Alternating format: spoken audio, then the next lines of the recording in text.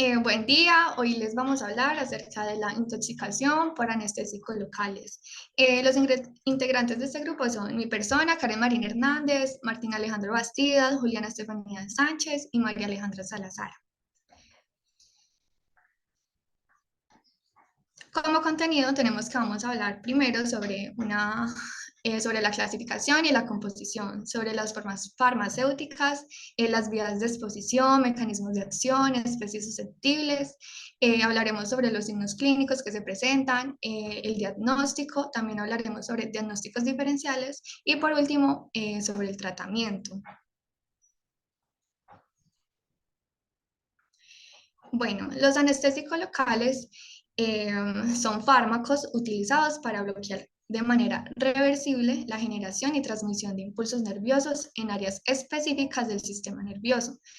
En medicina veterinaria implementamos esto para lograr una anestesia locorregional y así suprimimos los impulsos nociceptivos sin afectar la conciencia del animal.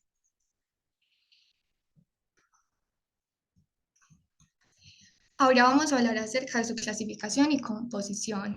Estos se dividen en dos grandes grupos, están las aminoamidas y los aminoésteres. El primer grupo se caracterizan porque tienen su estructura química que contiene un grupo amida. En cambio, el segundo grupo se caracteriza porque su estructura química contiene un grupo éster. Aquí podemos observar eh, los anestésicos que se implementan más en el campo de medicina veterinaria. El grupo 1 se caracteriza por su metabolismo hepático y tiene una duración intermedia. En cambio, los aminoésteres del grupo 2 se metabolizan en el plasma sanguíneo y tienen una duración de acción más corta.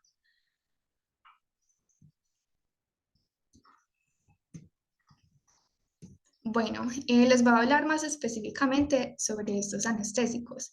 En la imagen superior encontramos eh, la estructura química de la bupivacaína. También está la lidocaína, la mepivacaína, la levobupivacaína y la etidocaína. En el grupo de aminoésteres está la procaína y la cloroprocaína, que en la parte inferior de la imagen representa la estructura química de la segunda. También podemos decir que siendo una aminoamida, en su estructura química vamos a encontrar que posee un carbono alfa.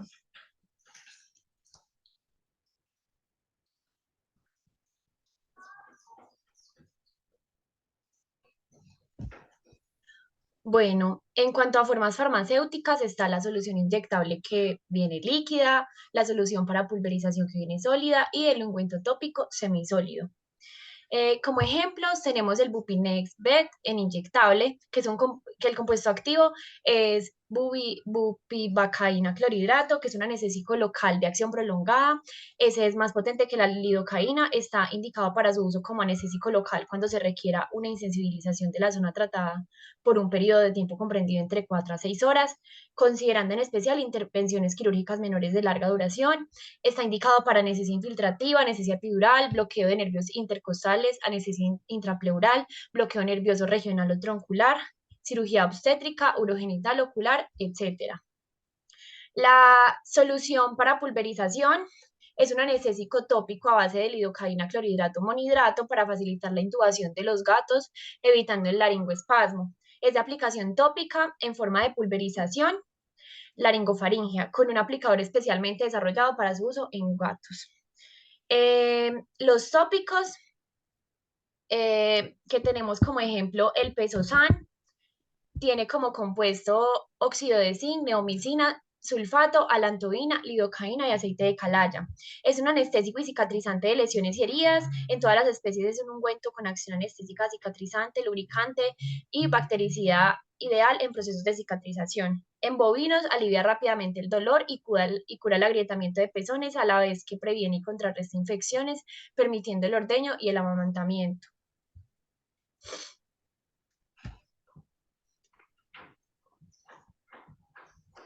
Bueno, las vías de exposición son la tópica oral, infiltración cutánea, intramuscular y también por malas prácticas puede haber vías de exposición intravenosa. Eh, Pueden causar intoxicación, especialmente cuando el medicamento se aplica en las membranas mucosas en dosis repetidas o altas, pues las tópicas y las orales.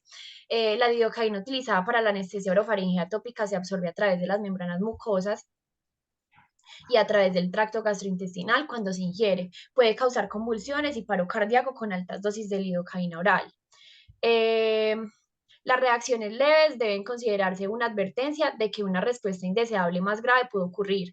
Todos los anestésicos locales pasan finalmente al torrente sanguíneo y después se detoxifican y eliminan. Si la absorción es lenta, los valores sanguíneos se mantienen bajos y la detoxificación puede concordar con la absorción, de tal manera que no ocurren reacciones. Sin embargo, el uso erróneo puede originar valores sanguíneos altos y causar morbilidad y mortalidad. Las reacciones sistémicas a los anestésicos locales se atribuyen a la intoxicación causada por la absorción rápida del fármaco. En cierto sentido, es por una sobredosis.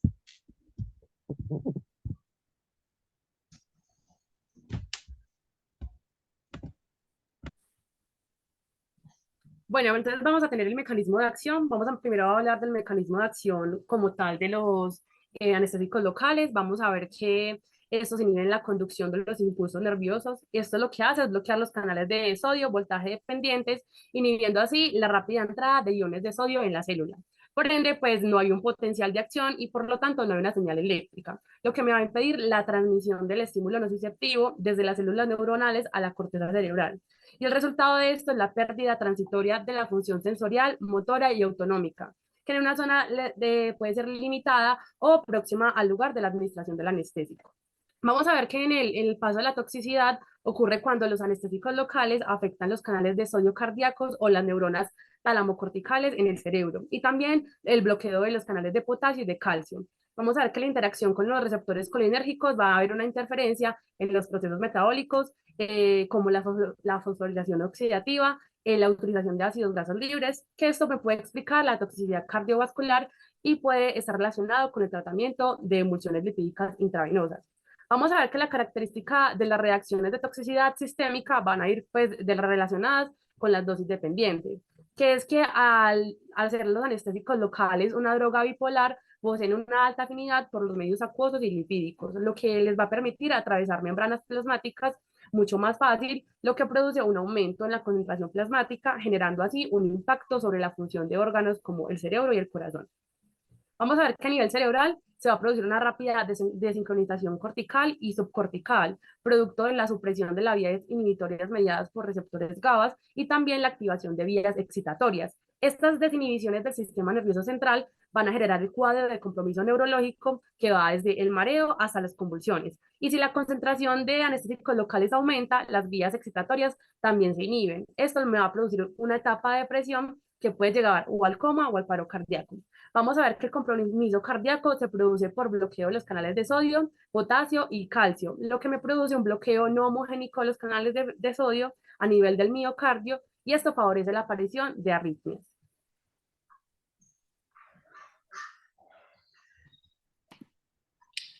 Bueno, yo voy a hablar acerca de las especies susceptibles y algunos de los signos clínicos.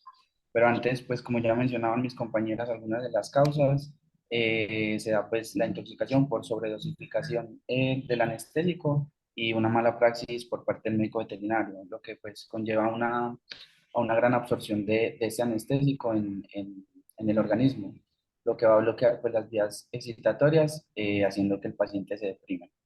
Cuando ya el paciente está deprimido, ocurren dos tipos de intoxicación, una que es neurotóxica y la otra que es cardiotóxica.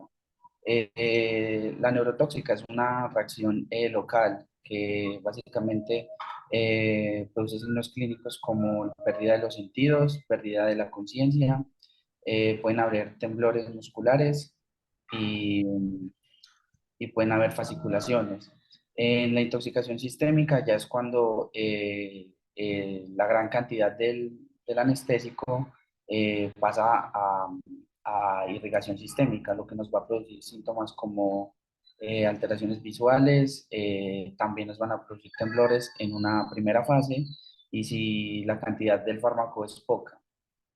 Cuando la cantidad del fármaco es exagerada, pasa a la siguiente fase, que es la fase de depresión, donde los sistemas nervioso central y el sistema cardiovascular, que es lo que no queremos que se bloquee, pues van a generar ciertos síntomas que van a conllevar pues a una hipotensión, arritmias cardíacas, terminando en un colapso vascular y por último una coma o muerte. Listo. Pues ahí en la presentación tenemos algunas de las especies que son los felinos, los caninos, los bovinos, los equinos y pues demás animales de granja y algunos de los síntomas. Siguiente. En cuanto al diagnóstico, pues se hace con la historia clínica del paciente, se analizan los signos clínicos observados y algunas veces se pueden hacer pruebas de laboratorio.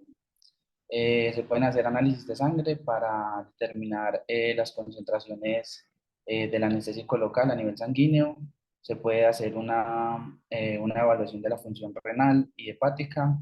También se pueden hacer electrocardiogramas para detectar a tiempo posibles arritmias cardíacas.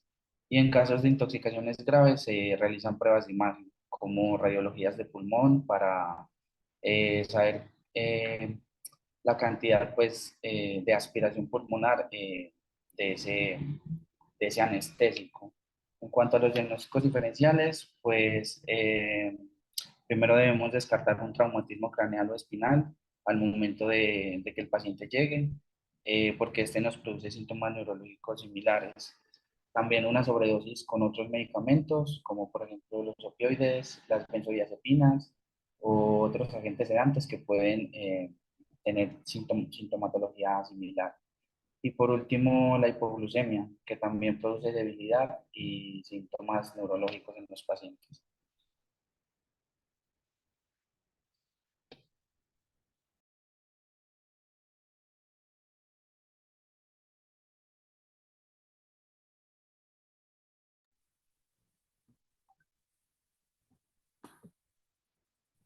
Bueno, vamos a tener que el tratamiento va a ser primero primordial que todo, suspender la administración del anestésico local. Vamos a tener un manejo rápido y efectivo de la vía aérea. Esto es muy crucial para prevenir la hipoxia, la hipercapnia y la acidosis. Lo que vamos a hacer es administrar oxígeno y evaluar la permeabilidad de la vía aérea y si se considera que no está adecuadamente permeable, procedemos a intubar al paciente. Vamos a hacer un manejo de manejo cardiovascular. Lo que vamos a hacer es una reanimación prolongada que puede ir hasta una hora, depende de la gravedad del paciente. Y si se usa epinefrina, vamos a usar pequeñas dosis iniciales de menos de 1 microgramo por kilogramo. Si se desarrollan arritmias ventriculares, se prefiere la amidodarona, que es súper importante también para este manejo cardiovascular. Y vamos a tener que el animal va a estar en control durante 4 a 6 horas. El tratamiento de predilección para esta enfermedad va a ser la terapia de emulsión lipídica. Esto se va a hacer con bolo o infusión de una emulsión lipídica al 20% durante 2 o 3 minutos si es bolo o infusión durante 15 a 20 minutos. Si no se logra la estabilidad hemodinámica, lo que vamos a hacer es aumentar la infusión o considerar nuevos bolos. El propofol no es un sustituto de la emulsión lipídica, hay que tener mucho cuidado a la hora de tratar al paciente con propofol. ¿Qué es lo que hacemos con la emulsión lipídica? Vamos a tener un depósito lipídico, el cual va a hacer que la emulsión de grasa capture el anestésico local, que es liposoluble, y así se disminuye la concentración libre y favorece la difusión desde el sitio de acción. Así, el compartimento lipídico intravascular elimina el fármaco de los órganos susceptibles de toxicidad y acelera la redistribución a órganos donde el fármaco se almacena, se desintoxica y luego se va a excretar. Y por último, un control de convulsiones, pues si se producen, deben tratarse con benzodiazepinas, aunque el propofol puede tener las convulsiones, hay que tener mucho cuidado porque a grandes dosis deprimen aún más la función cardíaca, entonces se debe evitar, ya que cuando hay muchos signos, compromisos cardiovasculares. Y si las convulsiones persisten y a pesar de las benzodiazepinas no se puede controlar, se puede considerar pequeñas dosis de succinilcolina o un bloqueador neuromuscular similar para minimizar las pequeñas dosis y las acidosis de actividad muscular y hipoxemia. Y vamos a descartar en los 2 primeros días la aparición de pancreatitis y mediciones de amilasa y lipasa. Aquí tenemos entonces nuestra bibliografía. Muchísimas gracias por la atención.